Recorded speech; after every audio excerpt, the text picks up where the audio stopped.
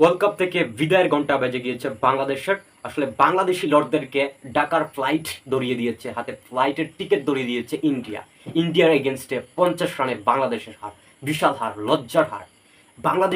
বাংলাদেশ আজকে যা ক্রিকেট খেলেছে, এই ক্রিকেট খেলায় আসলে বাংলাদেশ প্রমাণ করে যে বাংলাদেশ টি-20 খেলার যোগ্য না। বাংলাদেশ আসলে সুপার 8-এরই যোগ্য ছিল না, তারা যে সুপার 8-এ গিয়েছে সেটাই অনেক ভাই। তো বাংলাদেশি ব্যাটারদের আসলে ব্যাটিং দেখলে মনে হয় তারা আসলে জিতার জন্য খেলে না, তারা আসলে কোনো মতো ইনিংসটা ক্যারি করে, কোনো মতো ব্যবধান কমানোর চেষ্টা করে, আমার কাছে যেটা মনে হয়। তো বাংলাদেশি ব্যাটারদের টি-20 খেলার সামর্থ্য নেই, বাংলাদেশের ক্রিকেট টিমটারও আসলে টি-20 খেলার সামর্থ্য নেই আমি যেটা মনে করি। এবং বাংলাদেশের বিসিবি মনে করে তারা নেক্সট ওয়ার্ল্ড কাপ জিতবে, সেই নেক্সট ওয়ার্ল্ড কাপ আর কোনোদিনও আসবে না ভাই।